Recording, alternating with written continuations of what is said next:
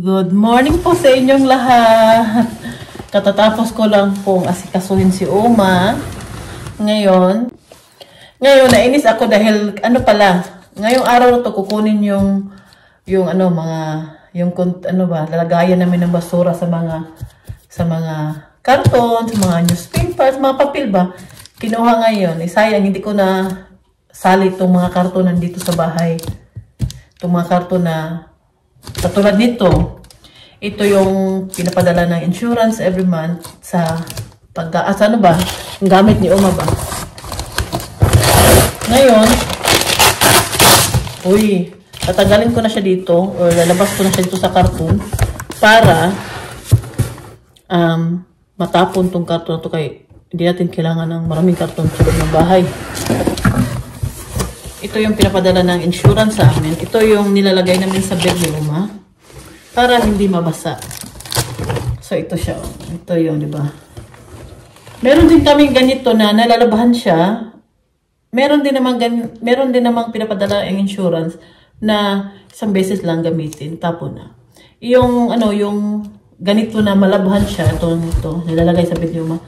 Every year kami nakatanggap. So, isang beses lang sa isang taon at apat na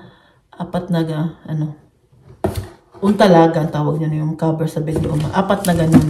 So, pwede siya nalalabhan. Kaya lang, isang beses sa isang taon lang kami nakatanggap nun. At ito naman ay buwan-buwan. Ito yung palagi talaga namin ginagamit. At, siya, 30 pieces lang pala naman ito sa isang dalawang ganito. So, dalawa sila. Lalagay ko to sa kwarto ni Oma. Bali, ang budget nila ay 60 euro every month. Meron din silang gloves, meron ding mga iba pang kagamitan sa lalo na pag may mga, pamilya na may sakit sa bahay ba. Isa amin ang pinili namin ito. At saka ito, alcohol panglinis sa toilet ni Oma, sa bed niya, para iwas mga bakterya. At ito mga papel. Bakit papel oh? Ang laki ng karton. Tapos yun lang laman.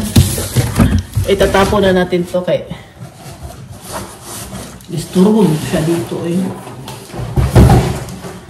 At ito namang karton na to, ito ay papadala ko to papuntang Hamburg. Kanina sana ito padala. Kasi maaga kami nagising kanina dahil may appointment po si Tobias sa City Hall dito sa Plettenberg dahil nga nagpa-register na siya sa nila ni Raquela, sa wedding nila ba. Diba, nandito sa Raquela last year. Nagpunta kami doon nung summer, nung August. Binigay na namin lahat yung mga papeles, lahat ng kailangan. Okay na yun. Kaya lang, nung dumating, pabalik dito sa Germany, yung pinadala nila doon sa German Embassy sa Manila. Nung dumating nung October ata, yun na November, nagbago na naman yung doon. May nagbago na naman sa nila ba? Sa mga papeles nila.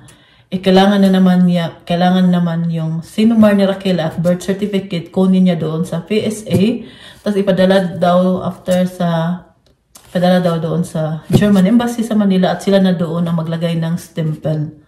Pagkatapos niya, ipadala kay Raquela. So, ganun din ang ginawa ni Raquela. Pumunta siya ng Manila at pinadala niya sa amin nung pumalik dito yung kaibigan ko.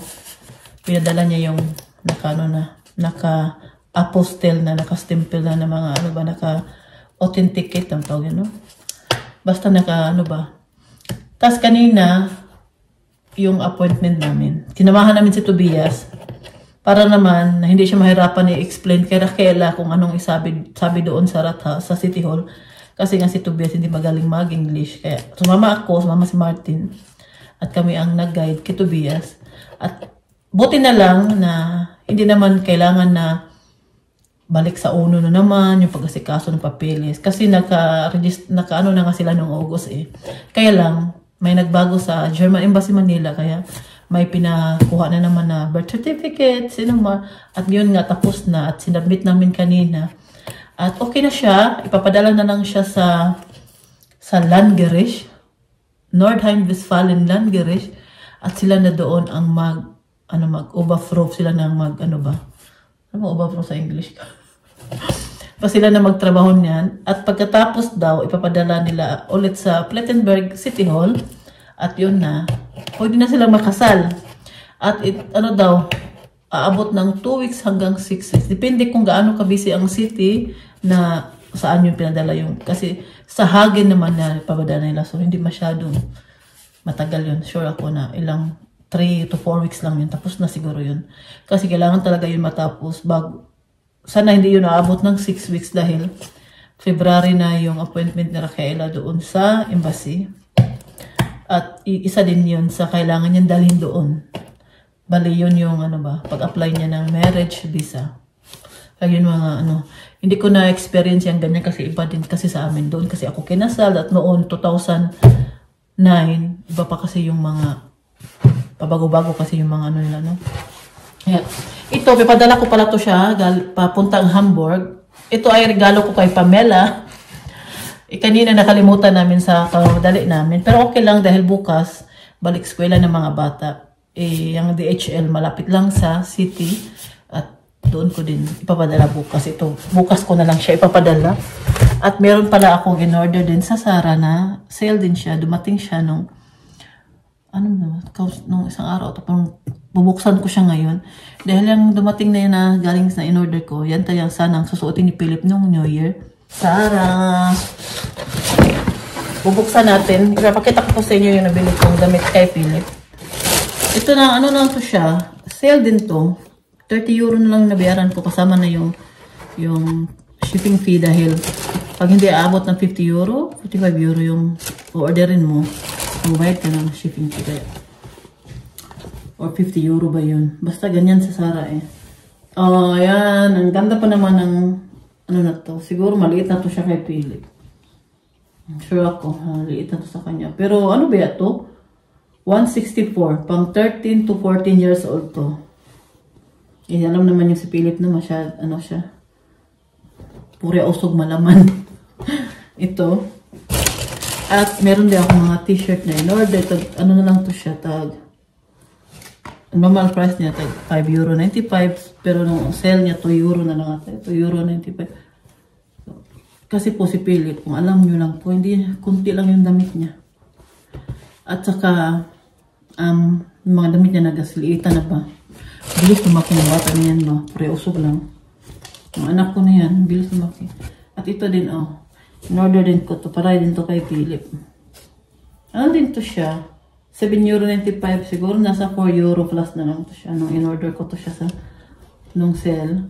Sobrang daming sale talaga sa Zara. Sa H&M. Nakatangkap kasi ako nag-email. Sabi, ngayong gabi mag-start ang sale sa Zara. Kaya tingin ako. May nakita ako. Pero yun naman to mga mahal ba. Hindi talaga ako mamamili ng mga hindi sale. Mostly talaga sa binibili ko mga sale talaga. Ito naman siya, €19.95. Pero sale to siya. May ka-partner sana to siya na Pero hindi ko na binili yung partner niya dahil yung parang pajama siya tingnan. Kaya hindi ko na binili yun kasi parang hindi ko gusto yung niya partner nito. Ito lang yung gusto ko. Size M lang to siya pero pang XXL. Pero kasi to siya parang oversize yung style niya ba. Pero maganda siya. Gusto ko yung kulay niya. At yung, niya. Laki talaga yung braso ko. Yan siya. Pang summer natin pohon ba. Kasi siya maluwag ba. Yan ang isa gusto ko sa mga damit. Ay, nakita kong tiyan. Yun lang na order ko sa Zara at ngayon, ilalagay ko na ulit dito dahil magpunta ako sa kwarto ni Uma. Happy New Year po sa inyong lahat. Ngayon, magsundo na ako kay Fiona. Sobrang lamig po ngayon dito. Nag-start pa mag-snow. Ay, ano ba yan? Nagreklamo siya. Bakit daw? Weil Mathe stecken geblieben bin und Deutsch nicht mal starten konnte, aber ich kann das ja zu Hause nicht. Nagreklamo siya kay ka-start lang daw ng klase nila. May assignment pa siya agad. Kung pwede ba daw mag-stop muna. Itong anak ko Yeah. Fiona! Pa. Gustong kumain ni Fiona dito sa loob ng Merchant Ice Cream. Nag-order na ako. Mag-grocery muna ako. Iwan ko muna siya dito. Diyan na siya nakaupo. Malapit lang naman dito yung pupuntahan ko. Ha? Umalis din sa hari. Ich dachte. Ano nangyari sa buhok mo, Fiona? Ich habe meine Haare gemacht, weil du vergessen hast. Makaristit. Ano nangyari sa buhok mo, eh? Nasa bahay na po kami. Buti na lang na hindi kami naabutan kasi nag-start na naman mag-snow sa labas. Pero hindi naman siya, hindi siya nagtatagal ba, natutunaw siya. At kanina pala, maaga kaming nagising dahil nga pasok na yung mga bata at pumunta dito yung nurse ni Uma. Dahil tuwing after 3 months, kailangan nilang pumunta dito, kumustahin si Uma dahil nga pinastop muna namin yung magpunta ng nurse ito kasi kaya ko naman na ako maglaga kay Uma. At nung time kasi nung pinastop namin muna yung pagpunta ng nurse dito, yung time na nahawa si Uma ng corona, yung ka-start pa lang ng corona dito sa Germany. Sobrang natakot kami nung time na yun dahil nga si Uma matanda na, may edad na, may sakit, as nahawa siya ng corona ng time na yun. Puti na lang na hindi naman malala sa kanya. Hindi siya nagkalagnat, yung sa kanya lang wala siyang panglasa at wala siyang naamoy ba. Kapag kumakain siya nalasahan. Kaya yun lang yun sa kanya at masakit yung buong katawan niya. Buti na lang wala naman siyang lagnat at hindi siya inuubo ng grabe talaga nung time na yun. Kasi mula noon, pinastop muna namin yung papunta ng nurse dito ni Uma. At ngayon, dahil nga matagal na silang hindi na pumupunta dito, so ang ginawa ng health insurance,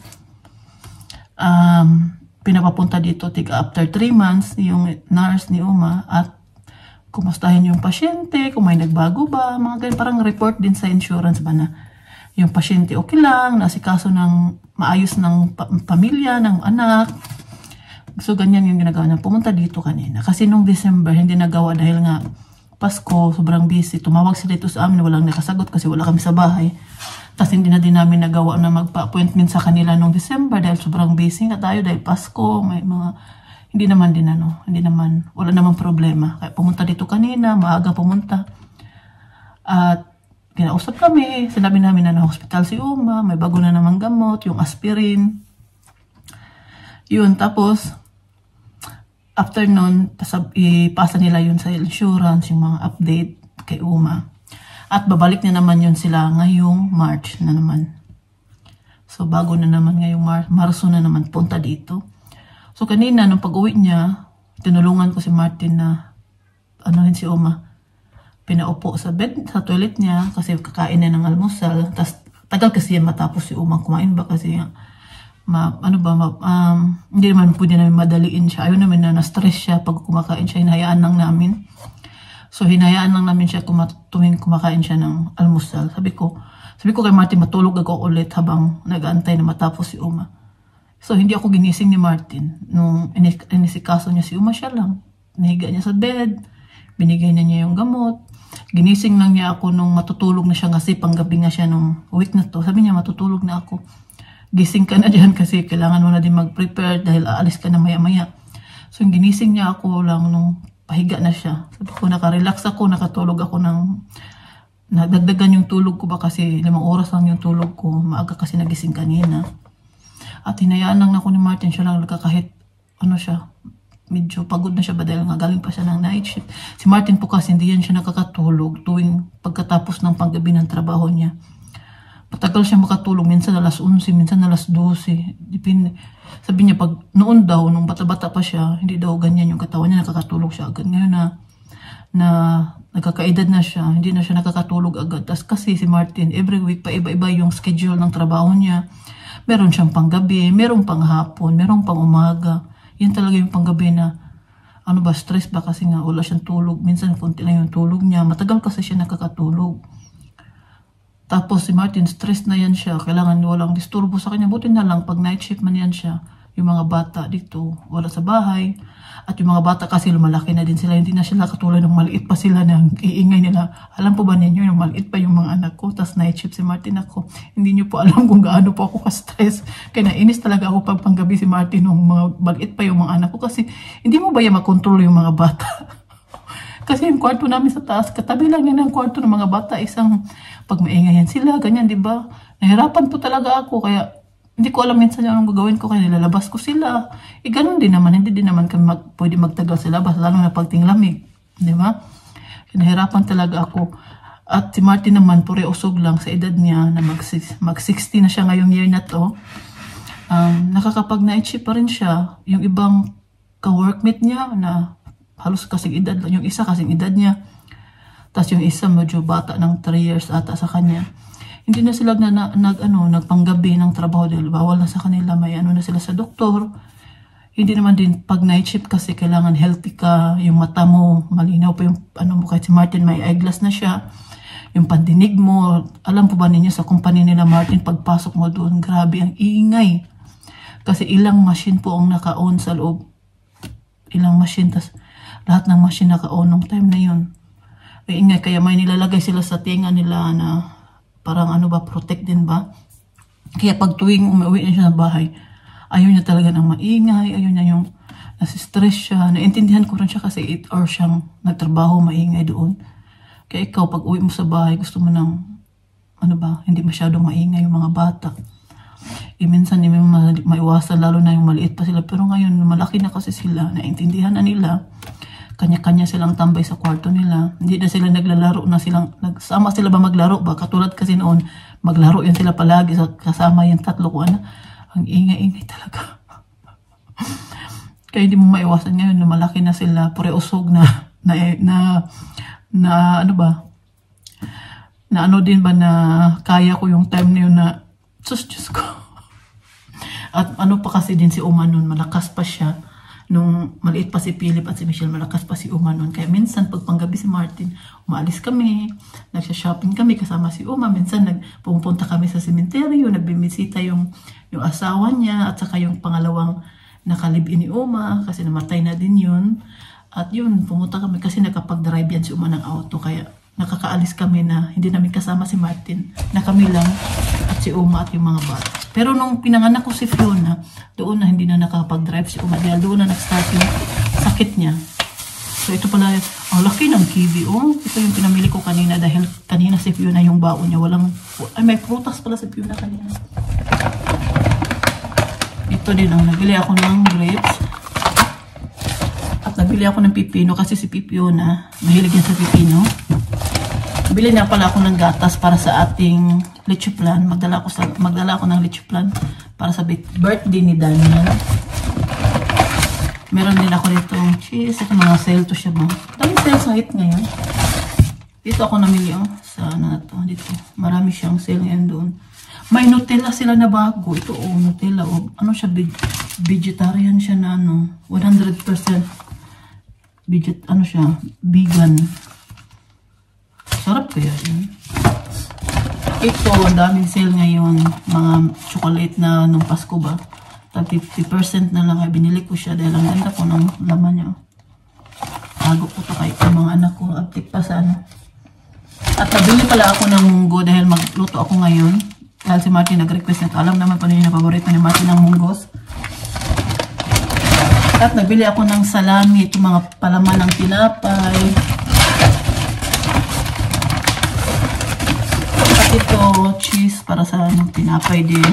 Kunti lang yung pinamili ko pero nabayaran ko 30 plus na. Ito may manok din ako na binili na marinate na siya. Sale din siya kasi mayroon siyang ganito. Nabili din ako ng bigas. 1 kilo lang at sa ito. Yan lang yung pinamili ko at ako puntahan ko muna si Uma. Alam po ba ninyo pala yung night shift pala dito sa Germany, malaki yung sahod. Kumpara sa normal na panghapon o pangmaga na trabaho, ang night shift malaki ang sahod mo, tas konti lang yung tax, kaya maganda yung ganyan na dahil lang mahal na yung mga bilihin. Pero pure usog lang, si Martin kaya pa man niya magpanggabi. Pero pag darating din ang panahon na hindi na niya kaya, Di kaya ng katawan niya na magpanggabi dahil nakakaedad na. Hindi na niya pwede yung magawa. Sa mga normal na ano na lang siya, panghapon o pang-umaga. Pero kailangan niya ng galing sa doktor na hindi na siya pwede mag-night shift. Yung time na yun, ganyan ba? Pag hindi na kaya. So, ngayon, pareosog naman, ano pa man si Martin. Ngayon, may papalansyahin pala ako ngayon. Oh, so, ang dami. Palansyahin ko siya kasi itong mga, konti na lang, malata na ang ating munggos. Tapos, igisa ko yan siya mamaya sa sibuyas at sa garlic. Tapos, lagyan ko ng manok. Tapos, ilagay ko tong munggo. Lagyan ko siya ng asin. At, ano ba may lagay ko? Sa munggo, hindi ko masyadong maraming timpla. Yung asin, okay lang. Yung asin, okay na siya. Tapos, may, ano bang nalagay kong gulay? Kasi hindi ako nakabili pala ng spinach. Normally, naglalagay ako ng spinach sa munggo. Konti na lang, matatapos na yan siya, di ba? Lata na. Yeah, mga 10 minutes pa siguro. Hinaan ko lang yung apoy natin para hindi siya malata. Hala, dumating na yung di ba? Yung sapatos na in-order ko, hindi magkasya sa akin. So, nauli ko siya at pinalitan ko siya ng bago. Kasi maraming sale nga ngayon dahil nga tapos na yung Pasko. Tapos, yung mga pagtingin-tingin ako, may nakita ko na sobrang nagandahan ako sa bag na to. Na lang siya, 100 euro na lang. Sale siya. Tapos extra pa na 10% at ayun, wala 5%. At sabi ko, bilhin ko to. Regalo ko to sa sarili ko dahil nung Pasko po, yung sahod ko po sa YouTube, yung binigay kong pamasko sa pamilya ko, sabi ko kay Martin na, yung sahod ko, ay bigay ko sa kanila mama, yung pamasko ko doon sa mga kapatid ko, sa mama at papa ko. At nagbigay din ako ng pamasko sa aking pinsan, konti lang naman, at saka sa aking sa dalawang kapatid ng mama ko. Nagati-hati kami ni Rafaela dahil pumupunta yan sila sa amin tuwing Pasko. Kahit konti man lang makapagbigay kami, wala naman kami maraming pera. Konti-konti lang at saya naman sila dahil kahit papano, pumunta sila doon, ay tanggap sila mga pamasko ba. Kung nag-extra talaga sila ng punta doon, galing pa sila ng probinsya. Kaya kawawa naman kung uwi sila na wala silang dalang kahit konting lang pamasko. Sabi ko sa mama ko, ibigay na niya yung mga gamit doon na pinapadala ko ba na hindi niya ginagamit, lalo ng mga damit. Padala na doon sa bukid, kung saan nakatira yung mga kapatid niya. Pamigay doon, kasi kaysa naman sa bahay namin na pundo lang doon, tapos walang naggamit, diba? Sayang din naman.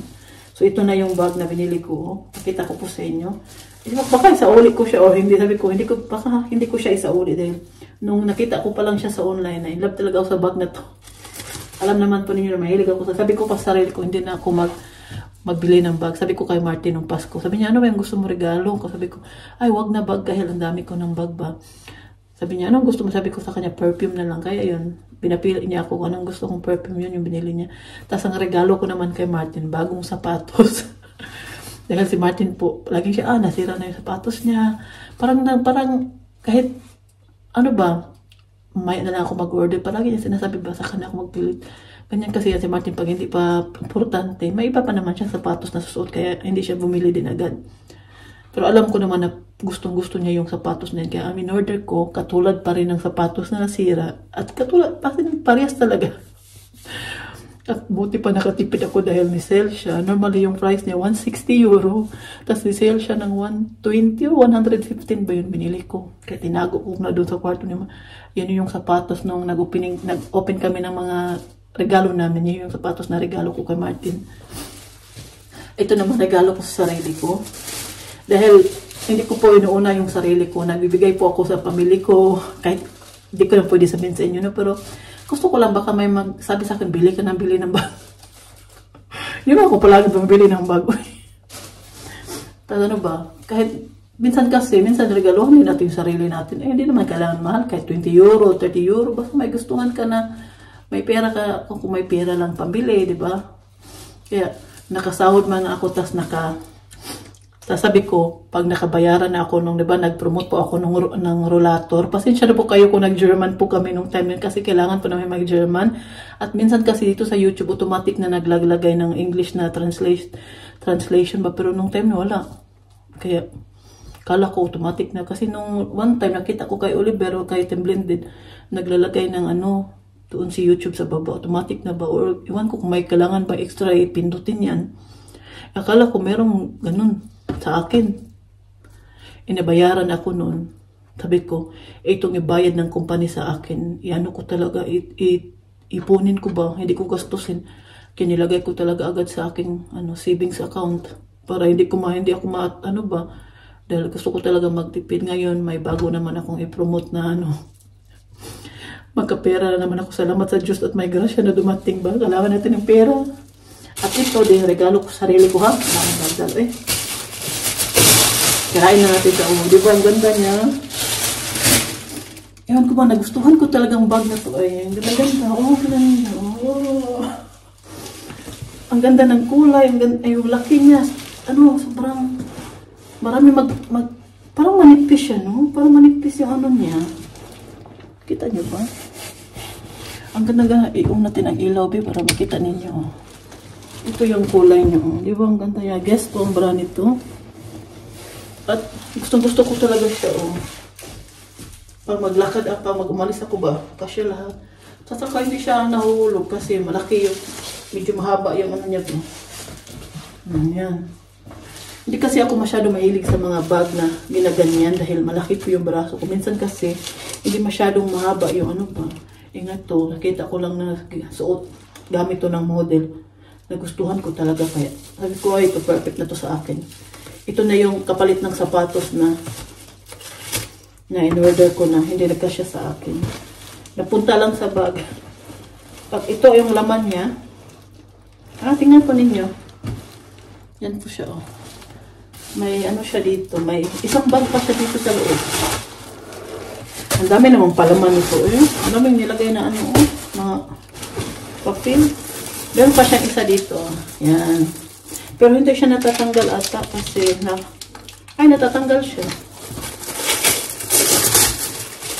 Tanggalin ko na hindi ko na siya sa uli guys kasi gusto ko talaga itong bag na to. Nailap talaga ako nito.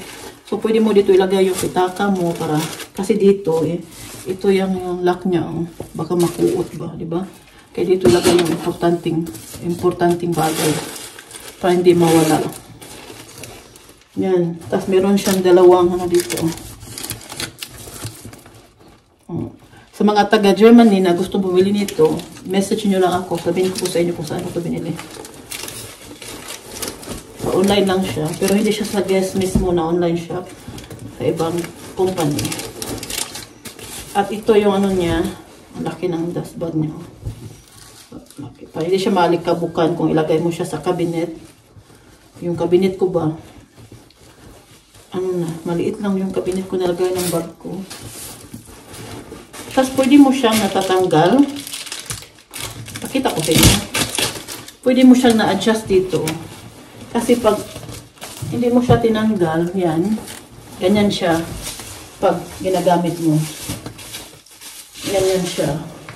Pag tinatanggal mo siya, ganyan siya. Ganyan na siya. Yan, ipasok mo yan dyan para di makita. Tapos ganyan na siya, di ba? Ang ganda. Yan. Alam ko ba, nagustuhan ko talagang bag na to. Pwede na ako mamalingki. Lagay ko lahat yung bili ko dyan. Yan. Ang ganda niya. Tapos ito, yung niya. May siya dito. Guess dito. Ang ganda ng kulay at syempre, ang ganda ng quality niya. Gusto ko yung quality niya. At sobrang laki ng bag na ito. At meron pa pala siya dito basta sobrang laki. Meron din siyang ibang kulay ata. Itong kulay na ito, nagustuhan ko kayo. Hindi maklaro yung dumi ba. Yan na siya, Pakita ko na sa inyo ng malapitan para makita ninyo kung gaano kaganda ang quality niya. Di ba? Ganda ng bag na to. Ay, nakano talaga ako. Ang dami ko pong guess na bag. Yan talaga yung brand na gusto ko. Kasi ang ganda ng mga, lalo na yung new collection nila ngayon. Ang ganda. Pero mahal lang. So ito, nagandahan talaga. Parang ano to, parang, meron pa pala. Hindi pala to last na ano nila. Meron pa. Kasi nakita ko sa online nung isang araw, available pa siya. Kaya sa mga gustong bumili nito, message nyo lang ako or mag-comment lang kayo. At sasabihin ko po kung saan nyo po itong pwede ma-order habang sale pa siya. Yan. Yan lang. Hindi ko na to siya sa uli. Yan na yung regalo ko sa sarili ko. Yan, minsan po regaluhan po natin yung sarili natin. Lalo na pag may konting ano naman tayo. Kung may pambili tayo ba, sakali. Kahit ano yung gusto mong bilhin sarili mo. Kahit dress or bagong panty. Basta regalo natin sarili natin. Deserve natin yan kay masipag biya tayo. Yan, ang ganda nito Nailap talaga ako sa bag na to Yan. Layas na ko Ito na ko. Ito na ko sa Pilipinas. Muli na ko sa Pilipinas. Hindi na akong balik na rin.